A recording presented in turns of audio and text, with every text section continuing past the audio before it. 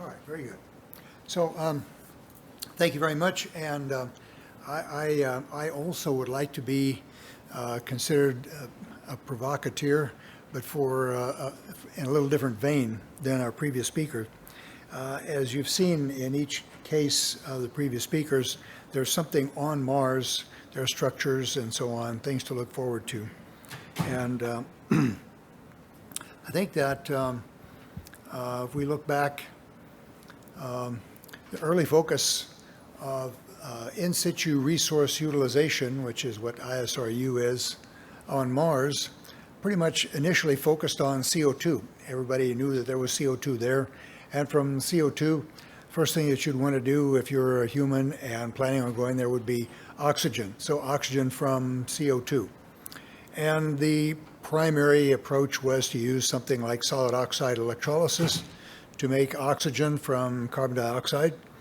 An alternative approach was to use water electrolysis and what's called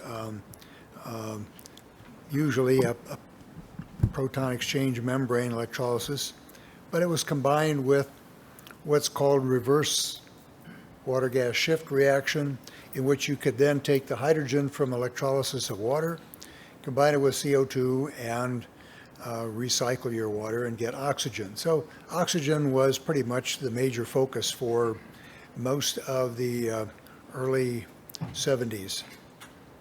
Subsequently, after thinking about, well, we have oxygen, but if you get there, how do you get back? And of course, oxygen would be the most mass intensive of anything for propellant to get back.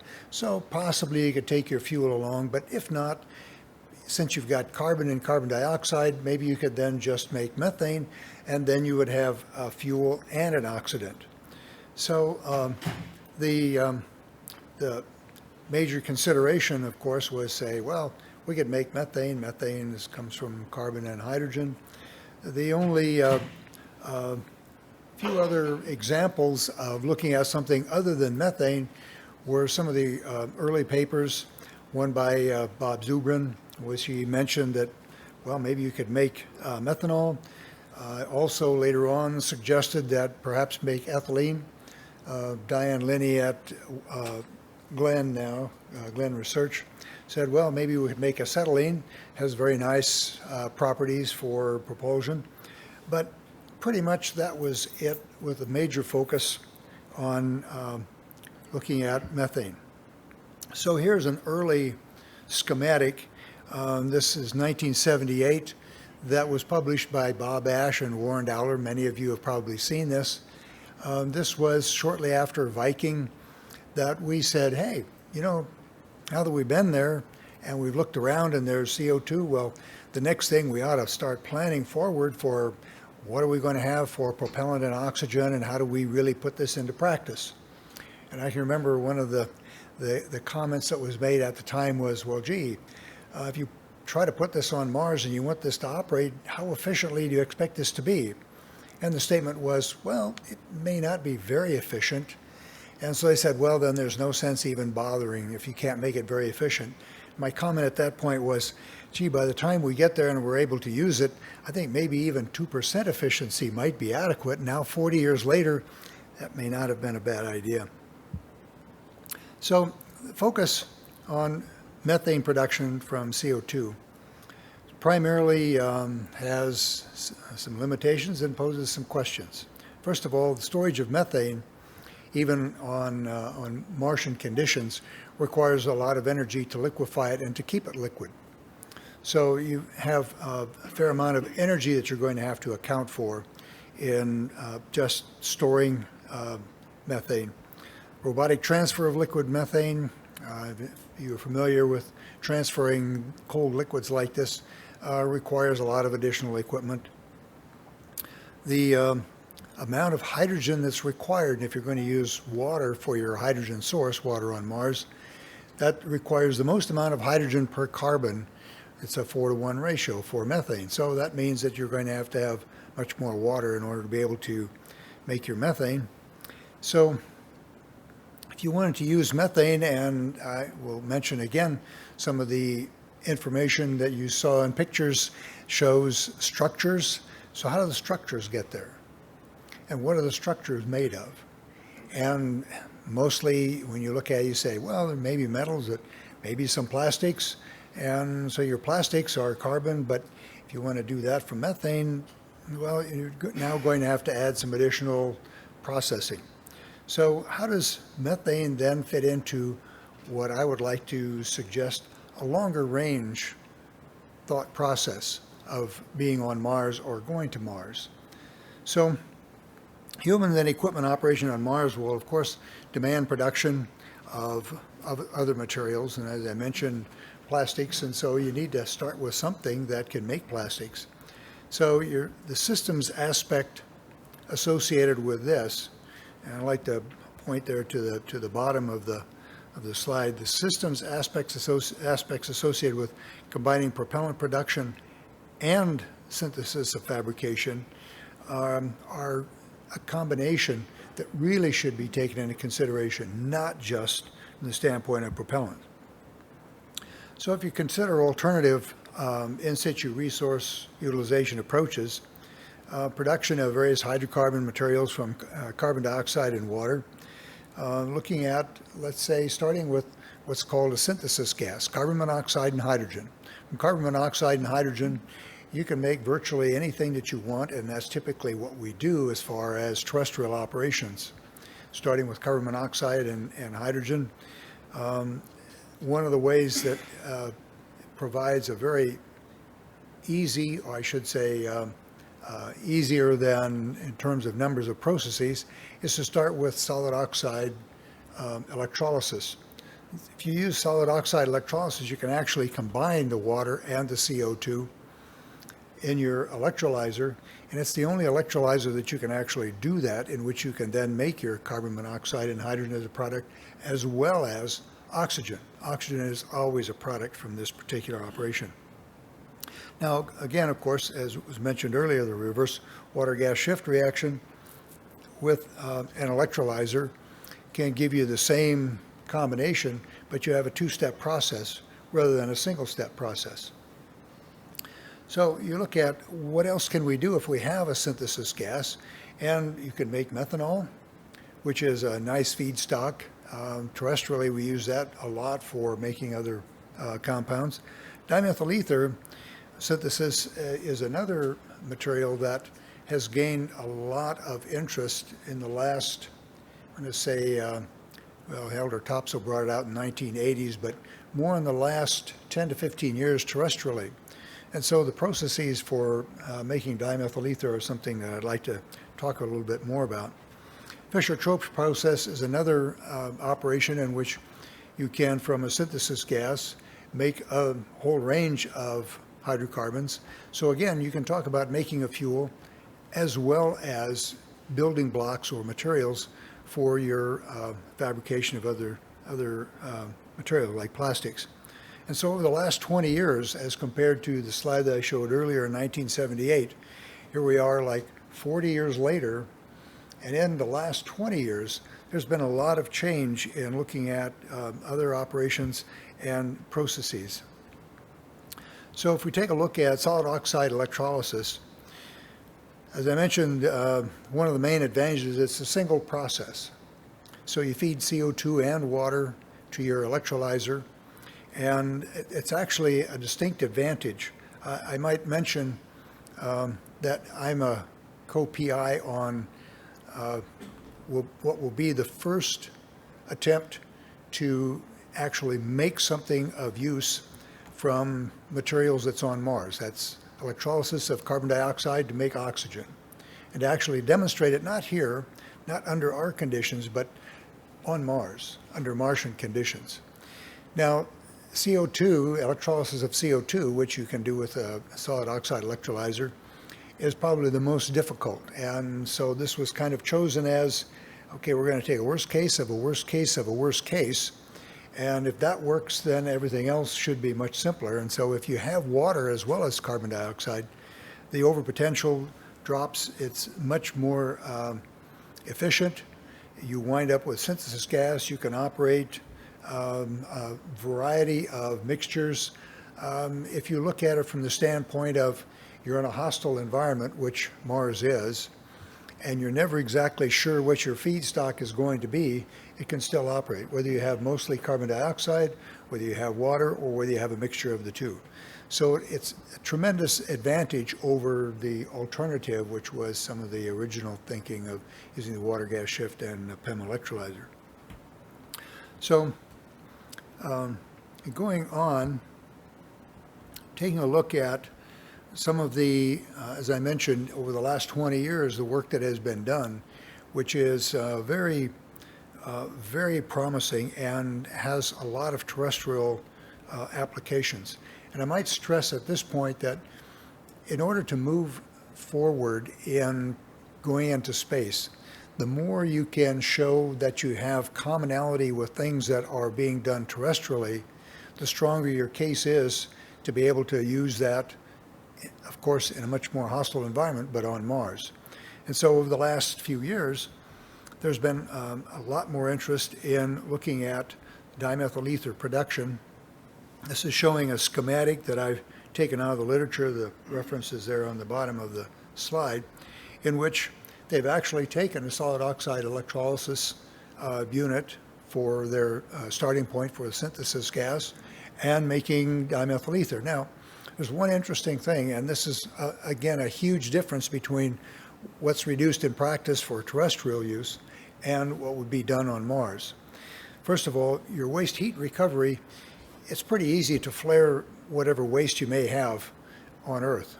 And you see flares in refineries and so on, because it's easy, you've got air to combust with it, and it's probably economically not so important. Not so on Mars. Everything counts. All of your atoms count, all of your energy counts. And so what you really have to do is to step back and say, okay, we can do this terrestrially, but how are we going to reduce this to practice on Mars, which is now going to be something that your life may depend on. So the waste heat recovery, system packaging, and modularity are some very important aspects that typically don't get that much attention terrestrially. So looking at this particular, again, this article, where they looked at solid oxide electrolysis, and they actually put a lot of detail into it, looking at different pressure of operation. So you'll see that it's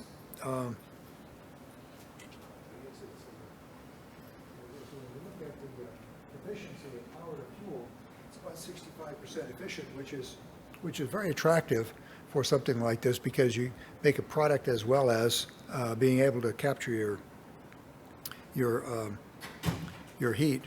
And if you go further, looking at some of the details now of making this work, these are articles that are published by Russians, Chinese, Hungarians, Malaysians. It's something that's gained a lot of interest terrestrially. And so when you look at the conditions that you operate, the catalyst for operating conditions, here are a couple of examples looking at the combination of the catalyst and the support. And so when you look at this combination of the two aspects in a single step operation, which would make it, again, very simple and modular, you wind up with a very attractive way to make just dimethyl ether. Again, this is from a paper from the Russians showing the advantage of mixing and how you actually put your catalyst bed together for the production of dimethyl ether. And so what the point here is that looking at the work that's being done now recently, and you look at how we can build on and start planning for something like this on Mars, is not so far-fetched. But this is dimethyl ether, not methane. So you say, well, gee, that's nice to take a look at that, but how does that stack up against propulsion? Because when you go there, typically you want to have some sort of return vessel. So when you look at the comparison here, we've taken some of the recent outlook on using methane and oxygen and borrowing that and saying, gee, let's take a look at the technology associated with what goes into it. So you look at the ISP, that is the actual propulsion that you're expecting to get from a given fuel.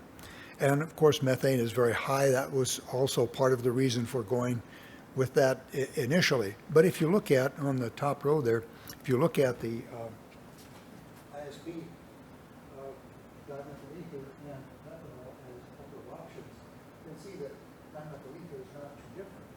So then you say, well, what about the rest of it? Because you have to look at it from a system standpoint, not just one particular aspect of it. So you say, okay, well, if I have to really cool my LOX, my liquid oxygen, you'll have to do that for all of them. So then it's a matter of how much oxygen do you need for the amount of fuel, and that's a choice of the fuel. Then you say, but methane, as we mentioned earlier, has to be liquefied, and that's a low temperature and pressurized. But if you look at dimethyl ether is basically like LPG. So the total amount of energy that's required for liquefying it and storing it is much less. So then you expand that to the rest of your system, and you saw some of these in earlier pictures of rockets taking off from the surface of Mars. And in every case, they showed tanks. Those, of course, are the tanks for the oxygen and for the fuel. But if you have to have a tank that holds liquid methane and keeps it liquid while you're launching, that's a heavier tank than something that is like for LPG, which, of course, is pretty well understood. So when you take a look at it from a system standpoint, that is the mass of the rocket itself, to be able to still launch from the surface and with adequate fuel and oxygen, these are where the benefits really start showing up. And so this slide is simply to show some of the advantages by not going with methane and liquid methane, but actually going with DME for your propellant. So an alternative, and this was the title of the talk, alternative. So what about Fischer-Tropsch? Fischer-Tropsch is an old technology. It's been around since World War II days, and there are plants around the world in which you take a synthesis gas and you make liquid fuels, typically for gasoline and diesel. But there's a list here in which I put together some of the pluses and minuses associated with Fischer-Tropsch. First of all, if you look at the table there at the bottom, showing the combination of how many different species are actually made, you wind up with quite a range, all the way from making methane as part of your product, all the way out to actually making waxes. So when you look at that range, you say, gee, now my distillation column for separation, and to be able to get exactly what I want, you can see there's a bracket there for RP1, which is the usual rocket fuel that's like kerosene, but a very clean kerosene. There's no sulfur in this particular case. So what you have is some advantages and some disadvantages. The advantages would be that you have a very nice fuel. You wouldn't have to change your engine very much, be able to operate on RP1, but you also have other hydrocarbons that once you're making these in your process, from these you could make other materials. You could also use it for making some of your olefins and some of your plastics and so on. So there are some advantages to this, although it's a little bit more complex because of the wide range of products that are being formed. So when you look at it from a broader perspective of carbon dioxide and water on Mars, so you say, well, why do we look at it really from dual benefits, to be practical in what we're considering? So let's take a look at making propellant fuel and oxygen. Of course, we want that for return, but also for the feedstock for other useful materials. Dimethyl ether is a very good candidate based on what we've seen so far to take into consideration. And if you go with just methane, is going to have to be processed even further. So thinking ahead, why don't we just start looking at how we can get the most benefit and still at the same time always make oxygen. Oxygen is always going to be a material that we'll want. So if you take a look at an outline, and of course starting with what I mentioned earlier, that is a project that we're involved in, and we'll launch it on Mars 2020, is solid oxide electrolyzer that will take on the carbon dioxide on Mars and generate oxygen. It will be located on the rover, the Mars 2020 rover. And what we learn from that, we have a compressor on board to compress up the carbon dioxide to feed it to the electrolyzer. We use the electricity on board the rover, and based on that, then the next thing that you'd want to do is to say, okay, now that we've done that and shown that technology, let's scale it up and let's start using some of the water that most recently people have been looking at that would be available on Mars. So now you've got the next step as you go forward in thinking about how some of the things that we've seen on Mars and some of the earlier pictures could take place. And so then you build your way up from there and you say, okay, you're always making oxygen in these cases, so you scale it up. Then you start adding to it in a modular fashion, making the dimethyl ether. And so you can do this over a series of steps over a few years so that it doesn't become like a one and done sort of operation.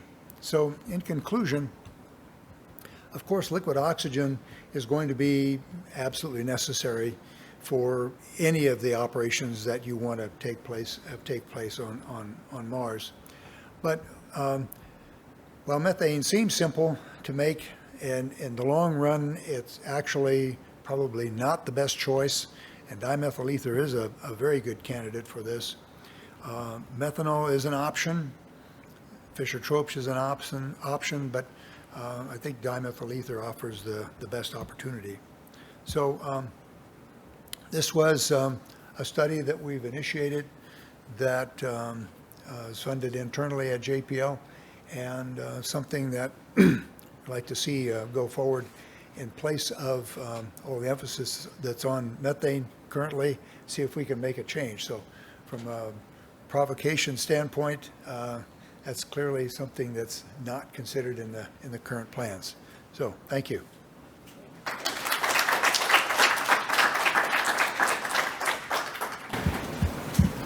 Yes. One interesting thing that you didn't take into account is that methane has almost the same storage chemicals as oxygen, as LOX. Very close to the same temperatures and pressure, that's correct. Yeah. However, so you could afford to have the tanks almost touching, but hardly any insulation between. Interesting that you mentioned that, because on the very first let me see if I can go back here. Is that something I missed? On the very first one, in fact, that was what was put into account when we were looking at. Shoot, let me go back.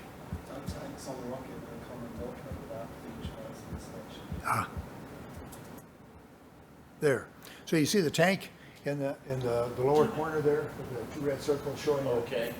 And so in that particular case, that tank was designed so that you would, in fact, in the tanks, take advantage of very similar temperatures and design it that way. However, of course, you will have to have two compressors for each of them. You can't have one compressor and one. So, oh yeah. So the total amount of energy, again, coming back to the energy that's required, is going to be much greater for methane than for something like PFD. But I meant for storage purposes. So, and for storage purposes, then of course your tanks are going to be much heavier because of the low temperature and pressure that you have for liquefaction as compared to, but I thought it had to be the same, almost the same for oxygen as for methane. Oxygen will be pretty much the same, but the fuel mass for the tanks and for the storage and the energy is much less. That's where you really get your benefit. Yeah. But yeah, good. I forgot what DME is, but Dimethyl ether. It's the only ether that does not form peroxides. It's a very nice. It's just two methyl groups with an oxygen in between. Okay, so that's probably a good feedstock for like plastics. Yes, indeed. Indeed. Yeah. One advantage for doing ethylene and some of the slightly heavier than hydrogen is that they're better feedstocks. It's easier to get them to bond and form them on chains. Correct. And so if you basically go through the mobile gas process, you can make all your olefins pretty easily. One more question? One of the problems you identified in Mars was the engineering problem of storing liquid methane. Have you considered storage as clathrate in water instead of methane? I haven't looked at that. But for 0 degrees You don't centigrade. you don't need water to form that, do you? You just need a high pressure and both. You would need water to do to 0 degrees centigrade from vertical elevation. temperatures would, and the temperatures would be in your favor. Again, the problem though, looking at it from a dual standpoint, so you can make methane, and first of all, you have to have 4 hydrogens for each carbon. But then second of all, if you want to go to olefins and so on to be able to make your plastics, now you have to go through steam reforming, and so all of that effort that you put into making it, you now have to undo to get to your synthesis gases. So those are And you the would need trade-offs. a lot of water. Not more to be Yeah. Okay, well, Thank you very much. Thank you. The gentleman here, I've known him for years, he has a 2-year associate's degree, and he normally keeps up with PhDs. It's amazing.